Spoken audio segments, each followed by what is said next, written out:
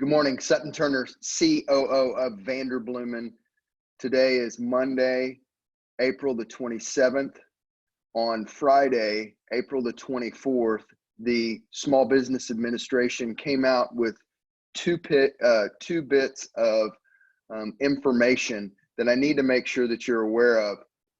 Whether you're in two categories, you're a nonprofit, a church, or a Christian school, or maybe a values-based business that has already received funds through the PPP number one, which was $349 billion, or you're about to apply or in the process of applying, or are waiting on your loan being approved in the second funding of PPP, which is $310 billion. The information that came out on Friday were two different directives and clarifications by the Small Business Administration. I'm going to share my screen real quick and walk you through these two documents. First of all, there we go. First of all, it's entitled, and I'll put these links within this blog post, how to calculate your loan amount. And it's how to calculate your loan amount by the type of business. If you'll scroll down to question number 6, this talks about nonprofit organizations, i.e. 501c3 organizations, not churches, but just 501c3 organizations, nonprofits. It basically walks through the calculation that we've been doing since late March on the calculation. And so this just clarifies it. So if you need something to reference, but it's pretty much the way that we've been calculating it, and we've been communicating at Vanderbloemen how to communicate or how to calculate. Then number 6, also, by the way, at the bottom of question number 6 about nonprofits, it gives the lenders direction on what documents that the borrower, which is you, should supply to the lender. So that's helpful. We've had a lot of questions about that. Then if we go to question number 7 is about religious institutions. So this is specifically for your churches. Again, this is how to calculate your payroll costs, or what's included in your payroll cost, which generates your loan amount by multiplying by 2.5. Also, again, it's pretty much exactly what we've been communicating all along with what's included as far as health insurance, retirement contributions, state and local taxes. And so pretty much basically what we've been saying, a cap of $100,000 on your salary limits. Also, they clarify the documents that they want lenders to request from you. The other document is a frequently asked document. It's very long. I don't know how many pages it was, but it's quite lengthy. It has 33, 34 different questions that they specifically answer. So I'm going to walk you through the ones that I think are the most important. And these include this, and I'm just going to run down this. So you can go through into detail, but what I'm trying to do is I'm trying to get you to focus on the things that I think pertain to you. And also, if you're just going to listen to this video, so clarification and hopefully ways that you can feel more confident on what we've been communicating. Granted, this has been a fast moving train here, and so we've been trying to give you the best information that we had. And there's two bits of information. One on housing allowance. It's a new clarification. It's something different than what we've clarified in the past. The first one being, so if we go through these, and I'm just going to hit the ones that focus on either a Christian school, a nonprofit, or a church. So those are the ones that I'm specifically focused on here when we communicate why I'm hitting these specific ones. Question number 1, do lenders have to replicate the borrower's calculation?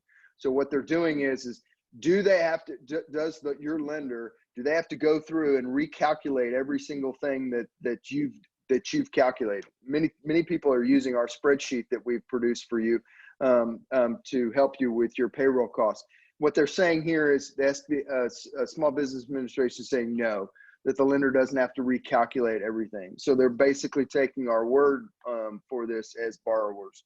Question number 7, does the exclusion of over $100,000 in compensation include benefits or exclude benefits? So this question is really focused in on what we've been communicating this all along, the $100,000 mark, where you cannot use to generate your payroll costs, which generates your loan amount. You can't use any salary or wages above 100,000. However, you can include benefits, and that would include retirement, health insurance, taxes, all can go over 100,000. So that's pretty much what we've been communicating all along, which is good. Question number 8, do PPP loans cover paid sick leave? The answer is yes. It's clearly defined. The one thing it doesn't, it excludes the credits in the Families First Coronavirus Response Act. So that was the thing that came out. The very first was the coronavirus credits that you got. So if you are participating or have participated in Families First, then that's excluded. Question number 11. So we've done question number 1, question number 7, question number 8, question number 11. May lenders accept signatures from a single individual who is authorized to sign on behalf of the borrower?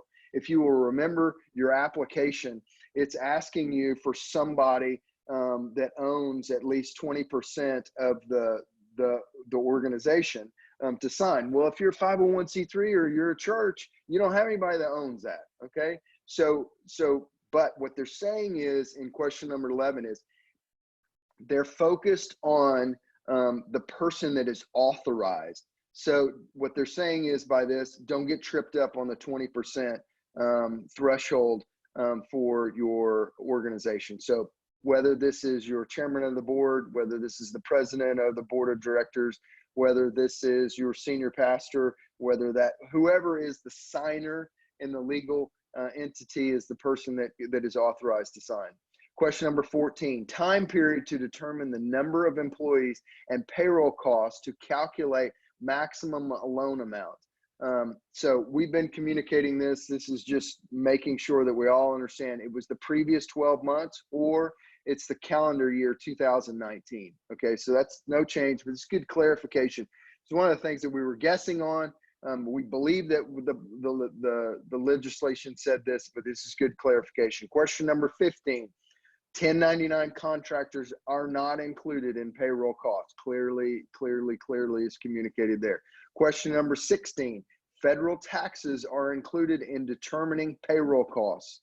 Federal taxes are included in determining payroll costs. However, the employer's portion of the tax is not. Okay, and so that's over and above your gross wage. You have your gross wage, and then there's a portion that your employer, the church or the nonprofit, has to pay that as an employee, you have no idea that they're even doing that. That portion is not included, but that's not also included in gross wages. So that's very good clarification. Question number 20, 8 weeks to determine payroll costs used. So the 8 weeks that they keep on communicating, and so many people have asked me, when does this start? The 8 weeks to use 75% of your loan on payroll costs starts when you receive the money from the SBA. When you receive the money from the SBA, Small Business Administration, or your lender, whoever, the way that you're getting that, then your 8 weeks start on that day. Question number 31. Okay, question number 31. What if you have adequate sources of liquidity as a borrower? Okay, basically, they're clarifying that if you don't feel like, or as a borrower, if you don't need the money, they're asking you not to take the money. And you got to remember, and I've been communicating this from the word go, on the application, there's a question that's question number 2 that's in the certification section, and it's asking you, quote, let me read this to you, quote, current economic uncertainty makes this loan request necessary, keyword necessary, to support the ongoing operations of the applicant. That's you, the borrower. So when you sign this for your organization, you're saying that you need this money and it's necessary. That's clarification, because there's been a lot of businesses and other organizations that possibly might not need this dollar amount. Question number 32, and this is the big one, the biggest change from these 2 documents that have come out, different from what I've been saying, different from what Senator Tim Scott of South Carolina told us a couple of weeks ago. Question number 32 says, does the cost of housing stipend or allowance, we would call that housing allowance or parsonage allowance, provide to an employee as part of compensation count towards payroll costs? So they're saying, can you include housing allowance in your payroll costs? Previously, I had communicated that the spirit, and this is exactly what Senator Tim Scott told us, that the spirit of the legislation said no. What this document is clearly saying, and this is what you need to go on, and this is the SBA, and this is what you need to make sure that your lender sees. Yes, housing allowance can be included and should be included in payroll costs. Now, it is capped at $100,000. So many of you all know how housing allowance works. You give a pastor a salary. They determine the percentage of that is the payroll, that is their housing allowance, that they're not taxed on. If you take that total amount, so that their salary plus their housing allowance, it can't go over 100,000. If it does go over 100,000, then you can't use the portion of that wage that's over 100,000. Also, they produced, so those are the 2 clarifications on the 2 documents that came out. Another document that I'm going to put up, a 3rd document that I'm going to put up, is a list of all the lenders by state. I thought it was very good information that they produced on Friday. And so I'm going to share that information with you on this. So again, we still don't have clarity around forgiveness, and we don't have an application around forgiveness. We don't really have all the details on the forgiveness application and how they're going to do that. I'm hoping that that's going to come in weeks. When it does come, I'm going to post something here so that we can all walk through this together. Again, thank you all. I hope that this is helpful to you. Have a great week.